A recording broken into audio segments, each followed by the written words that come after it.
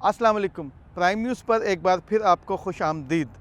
मुल्क की सियासत में इमरान खान ने असम्बली में जाने का वापसी का जो है वो ऐलान किया है, जिसके बाद सियासी दर्जा हरारत जो एक तरह से कम हुआ था वो एक दफ़ा फिर बढ़ गया है। 15 जनवरी को कराची में जो बलदियाती इंतखाबात हुए उसके नताइज का मामला 3 दिन गुज़र जाने के बावजूद जो है वो हल नहीं हो सका। जमात इस्लामी जो पाकिस्तान पीपल्स पार्टी के बाद दूसरी बड़ी जमात नताइज के मुताबिक सामने कराची की बनकर आई है। उसके बाद तीसरी बड़ी जमात पाकिस्तान तहरीक इंसाफ जो है वो नताइज के मुताबिक बनी है। लेकिन पीपल्स पार्टी भी नताइज के हवाले से जो है वो तहफ़्फ़ुज़ात का शिकार है। जमात इस्लामी की जानिब से भी एहतजाज किया जा रहा है, जबकि PTI ने पहले दिन जो है वो यानी कि इंतखाबात वाले दिन ही एहतजाज किया। और अली जैदी की जानिब से जो सिंध के सदर हैं पाकिस्तान तहरीक इंसाफ की, उन्होंने जो है वो दावा किया इलेक्शन जैसे ही पोलिंग का वक्त ख़त्म हुआ उनकी जानिब से एक इंसाफ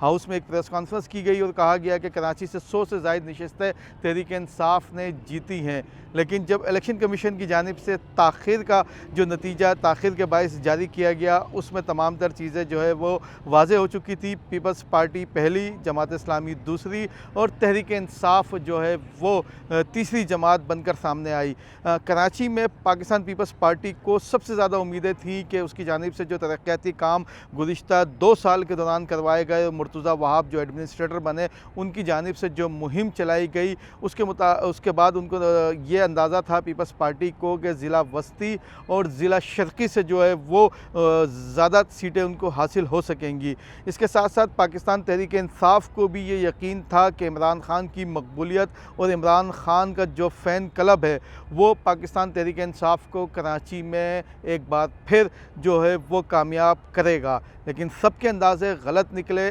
और सबसे बढ़कर ये कि जो एक MQM पाकिस्तान और उससे कबल MQM लंदन की जानिब से बाइकआउट किया गया और MQM पाकिस्तान ने इलेक्शन से चंद घंटे कबल जो है वो बाइकआउट किया, तो उसका असर जो है वो कराची में 15 जनवरी को होने वाले बलदियाती इंतखाबात में नज़र आया। अब चूँकि जमात इस्लामी दूसरी और पाकिस्तान पीपल्स पार्टी पहली पोजीशन पर है, इन दोनों जमातों के अगर मजमूई वोट भी अगर हम मिला लें तो ये तकरीबन 6 लाख के करीब बनते हैं। 3.5 करोड़ भी अगर हम लगाएं आबादी कराची की, उसमें तकरीबन 5 से 6 लाख अगर वोट लेकर कोई शख्स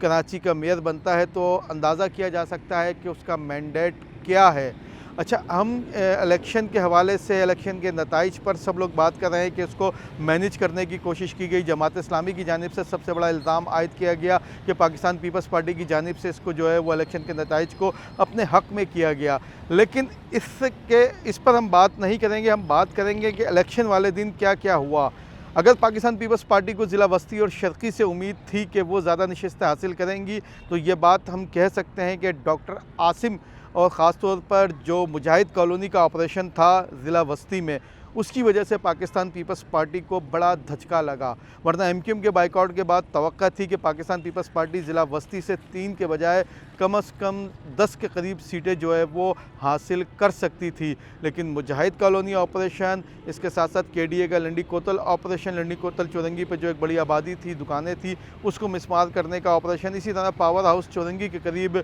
जो दुकानें एक तवील अरसे से कायम थी उसका ऑपरेशन, ये 3 बड़े ऑपरेशन बलदियाती इलेक्शन के बिल्कुल करीब जो हुए। और यकीनन इनमें से जो सबसे बड़ा ऑपरेशन था मुजाहिद कॉलोनी वाला, वो डॉक्टर आसिम की इमाम पर हुआ और उसकी वजह से पाकिस्तान पीपल्स पार्टी को मैं समझता हूँ कि ज़िला वस्ती में सबसे ज़्यादा नुकसान हुआ। और ज़िला ईस्ट की अगर हम बात कर लें तो यकीनन जो सफूरा चौरंगी से जेल चौरंगी तक मेन जो उर्दू कराची यूनिवर्सिटी वाला जो यूनिवर्सिटी रोड कहलाता है, उधर जो खुदाई करके एक तरक्याती मंसूबे के लिए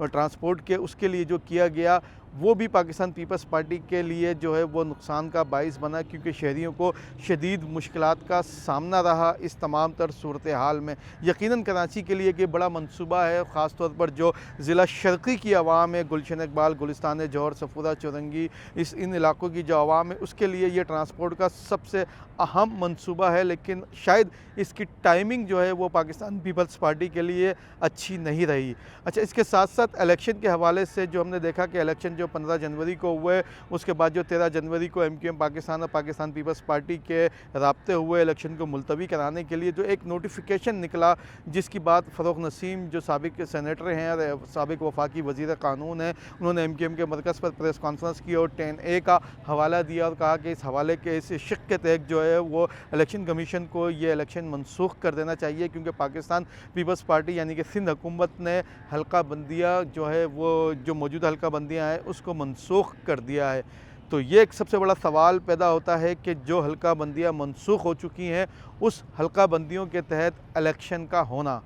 ये एक सबसे बड़ा सवाल है इलेक्शन कमीशन के ऊपर भी। और इसकी आइनी सूरत हाल को भी अब देखना होगा तमाम सियासी जमातों को कि इन तमाम तर सूरत हाल में कि क्या सूरत हाल होगी कि हल्का बंदियाँ जो मनसूख हो चुकी हैं उन हल्का बंदियों के तहत जो है वो इलेक्शन होना, ये एक सबसे बड़ा सवाल है। उसके बाद जब इलेक्शन से तकरीबन चंद घंटों कबल रात यानी कि 14 और 15 जनवरी की रात 12:30 और 1 बजे के दरमियान जब MQM के मरकज़ पर MQM ने बाइकॉट का ऐलान किया, तो यकीनन MQM को अपनी शिकस्त या MQM को तमाम तर सूरत हाल का अंदाज़ा हो गया होगा कि इन हल्का बंदियों के तहत MQM जो है वो इलेक्शन में अगर हिस्सा लेती है तो यकीनन शिकस्त उनके लिए जो है वो बड़ा होगी,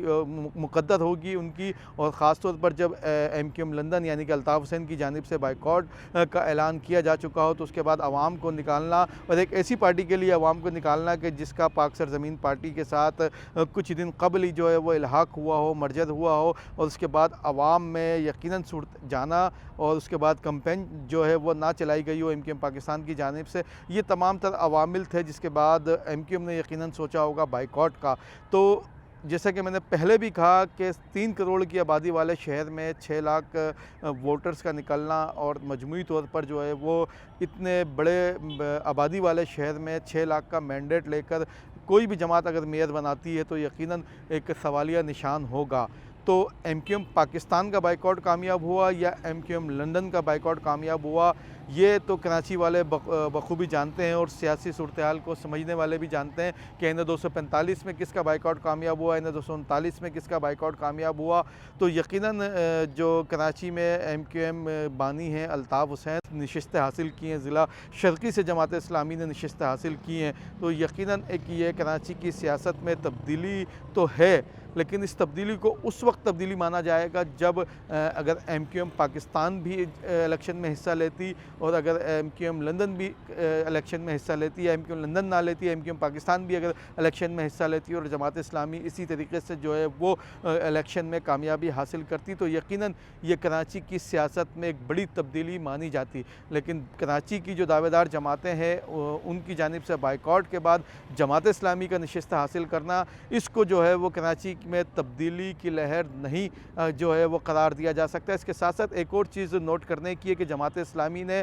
जिन इलाक़ों से सबसे ज़्यादा नशिस्तें हासिल की हैं वो तमाम के तमाम इलाके उर्दू बोलने वालों के इलाके हैं, यानी कि ज़िला शर्क़ी हो, ज़िला वस्ती हो, इन तमाम इलाक़ों से जो है वो उर्दू बोलने वालों ने जमात इस्लामी पर अपने एतमाद का इजहार किया है। ज़िला जनूबी हो, ज़िला वेस्ट हो, ज़िला किमाड़ी हो, ज़िला मलीर हो और ज़िला कोरंगी, यहाँ पर जहाँ पर मुख्तलिफ़ ज़बानें बोलने वाले लोग बड़ी तादाद में आबाद हैं, पख्तून, पंजाबी, सिंधी, सराइकी, तो वहाँ से जमात इस्लामी को इतनी ज़्यादा कामयाबी हासिल नहीं हो सकी है। ये भी एक सबसे बड़ी चीज़ देखने की होगी कि MQM के बाइकआउट के बाद उर्दू बोलने वाले जो इलाक़ों से कामयाब हुई वो जमात इस्लामी कामयाब हुई, जबकि दीगर जो ज़बानें बोलने वाले इलाके हैं वहाँ से जमात इस्लामी को इतनी कामयाबी हासिल नहीं हो सकी। यानी कि नीलम कॉलोनी जिसको जमात इस्लामी की जानिब से कहा जाता है कि सबसे पहले ऑन करके आबाद किया गया, Hazrat colony, Keamari, Sultanabad, railway city railway colony, Baldia town, इसी के साथ साथ जो मुख्तलिफ़ फ्रंटियर कॉलोनी है, बनारस, ये वो तमाम इलाके हैं जहाँ पर जमात इस्लामी